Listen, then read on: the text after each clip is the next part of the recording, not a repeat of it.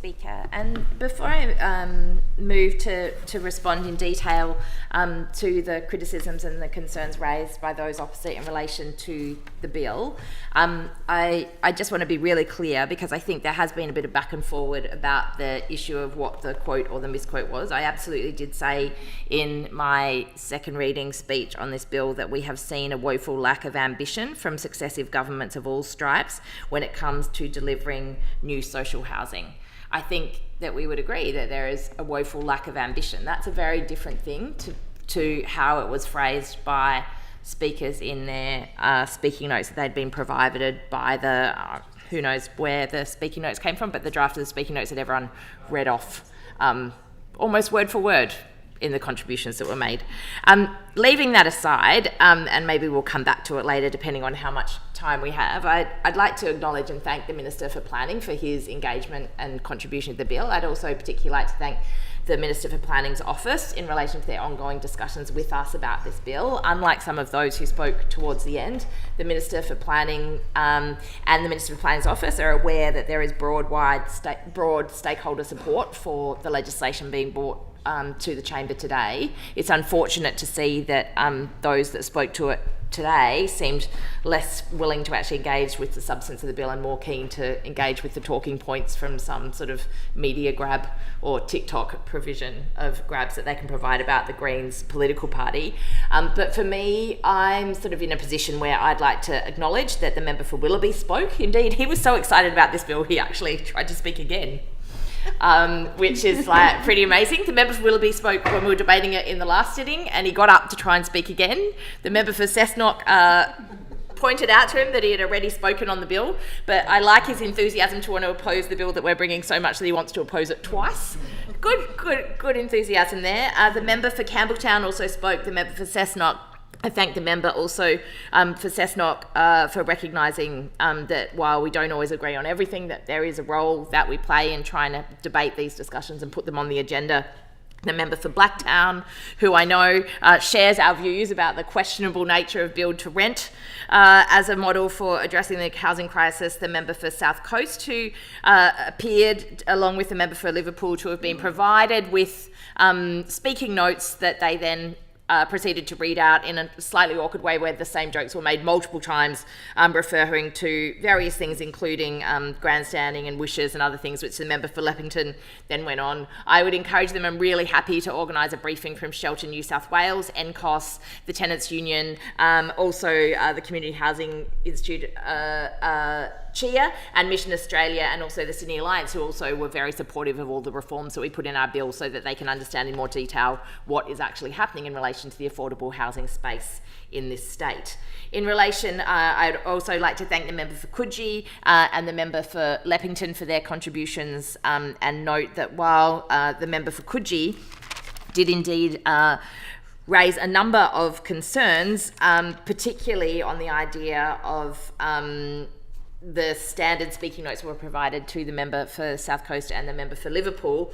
I do find it slightly odd that in her critique of the Greens as being a party of protest, she then said, as the Parliamentary Secretary for Transport, that she was going to keep pushing for buses in her area. I'm not sure at what point the member for Coogee will realise that as the person who is the Parliamentary Secretary for Transport in a Labor government, that actually she can deliver the buses for her area if she wants to, as opposed to actually just keep protesting to push for them, which seems to be a completely out of whack scenario. So maybe we can move to the substance of the bill here and look at the fact that we have a situation where the Labor Party want to be opposing this bill because it's a Greens bill and have decided to critique my approach when it comes to talking about affordable housing as opposed to the actual details of the bill. I would like to remind the chamber that in relation to developing this affordable housing bill, peak bodies like the Tenants Union New South Wales and Shelter New South Wales support all housing remaining affordable in perpetuity and capping rents to 30% of tenant income, both of which are the measures included in this bill. In consultation on this specific bill with NCOS, CHIA and Mission Australia, they actually all expressed support for this bill. The latter obviously raised some caveats around the need for flexibility for community housing providers in relation to the affordable housing requirements. In fact, the Treasurer Daniel Mookie, at a Sydney Alliance forum before the New South Wales Labor Party was elected to government, stood at a Sydney Alliance forum in Western Sydney and committed to affordable housing being in perpetuity if they were to form government.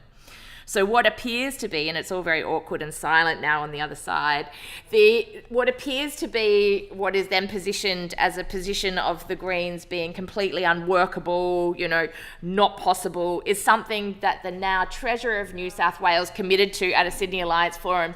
Matt Keane also committed to it.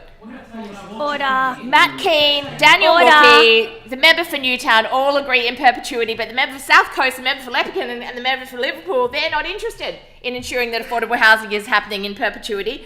Perhaps the member... Minister, order. Member for Liverpool. Perhaps the member for Leppington is keen to go and follow in the Prime Minister's footsteps. He doesn't care if the public housing remains because now he can go and buy a $4.3 million home on the Central Coast. And when we say... Order. I will be putting members on calls if you do not come to order. When we talk about the idea of the Greens having the luxury to protest, I just want to engage with that a little bit, right? Because I want to take a step back, because next week we're going to be doing something really exciting, right? We're going to be debating an end to unfair no grounds evictions in New South Wales. That's great. Do you know that in 2018 in this very chamber, I moved amendments late into the night on the review of the Residential Tenancies Act, and people probably would have described that as grandstanding.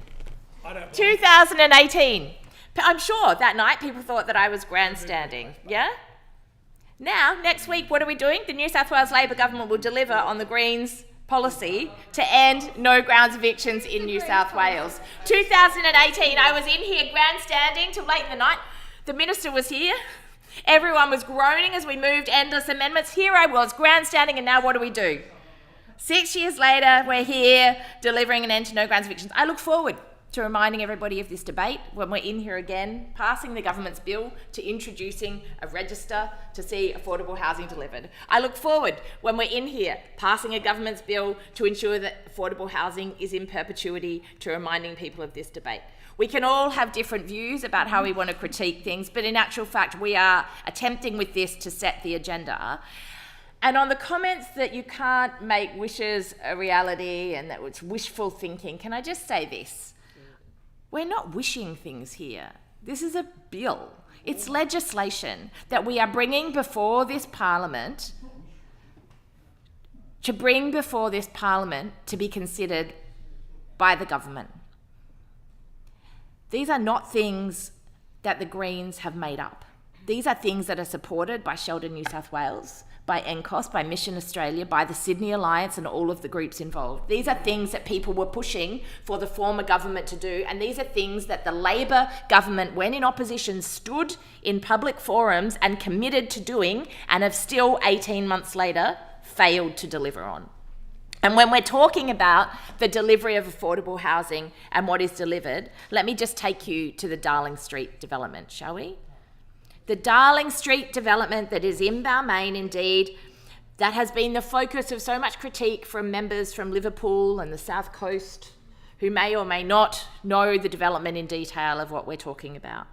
The Darling Street development application that we've heard much about predates the current housing SEP, indeed, meaning that while the developer behind the DA could claim a density bonus for a pathetic 3 affordable housing dwellings, there was no requirement for this to be actually affordable or managed by a community housing provider.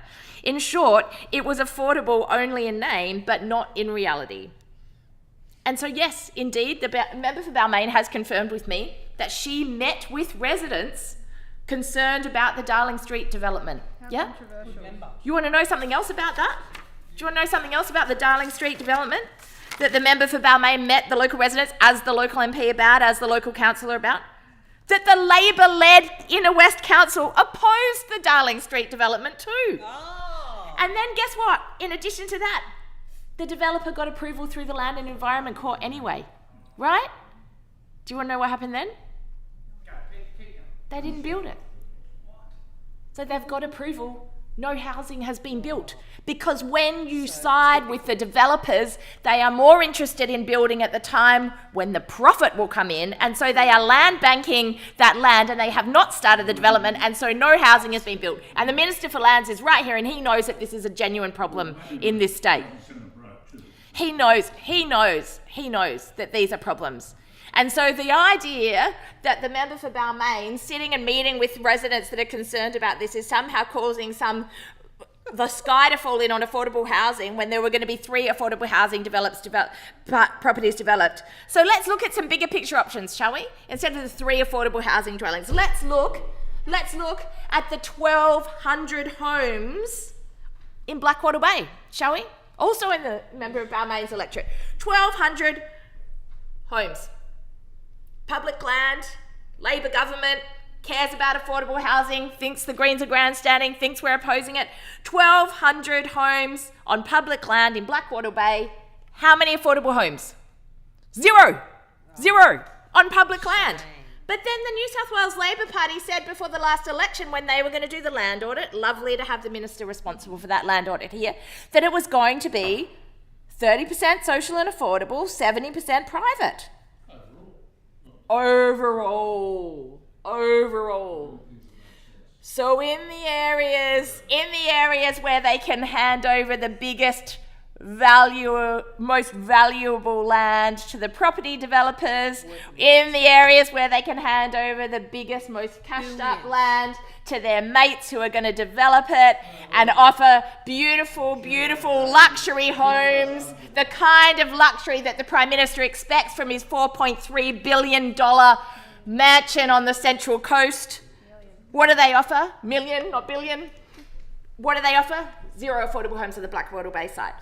So let's take the Camperdown dive site, shall we? Camperdown dive site between the member for Balmain and my electorate of Newtown. Shall we take that site? Camperdown dive site, key spot for public housing. Indeed, only within about 100 metres from where the Prime Minister's public housing, where he grew up, was. Yeah?